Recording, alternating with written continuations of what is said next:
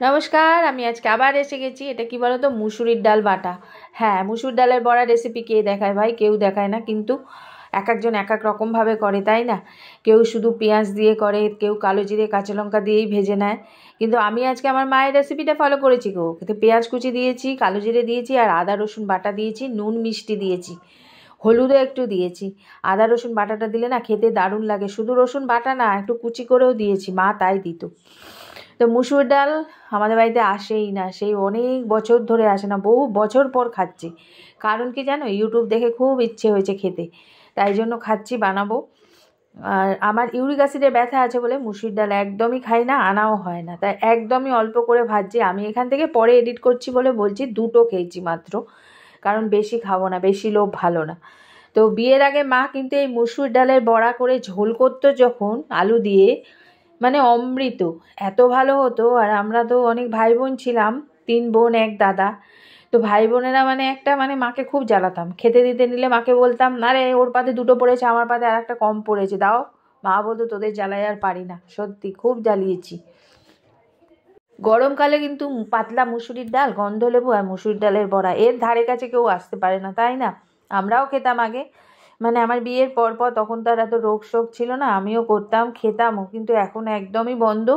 এখন বড়া খেলে মুগ ডালের বড়া খাই, ওটাও ভাল লাগে, একটু হিং টিং দিয়ে নিই, ভালো লাগে। কিন্তু বড়া খাওয়া ছাড়েনি, মুগ ডালটাই একদম আমাদের বেশি হয়, কারণ অন্য ডাল একদমই আসে না। বিয়ের আগে তো এই বড়া ভাজতে নিলে মা, মানে ভাজাই খেয়ে শেষ করে দিতাম। মা বলতো, ওরে ঝোলটা তো বানাতে দে। কিন্তু আজ ভাবি যে মা থাকতে তখন বুঝিনি যে এগুলো করতে কতটা কষ্ট। ডালটা আগে তো মিক্সি ছিল না, শিলনোড়ায় বাটতে হতো, এখন না আমরা ঝপ করে ভিজিয়ে মিক্সিতে বেটে নিই, তখন তো শিলে বাটতে হতো না। তো যাই হোক, আজকে কিন্তু আমি কোনো ঝোল টোল করবো না, গরম ভাত দিয়ে একটুখানি খাবো বলে ভাজছি।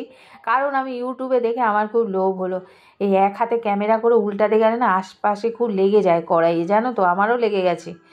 তারপরে আবার ম্যানেজ করে নিয়েছি, খুন্তি দিয়ে খুঁচিয়ে খাচ্ছি, এইসবে তো আমরা ওস্তাদ না সব।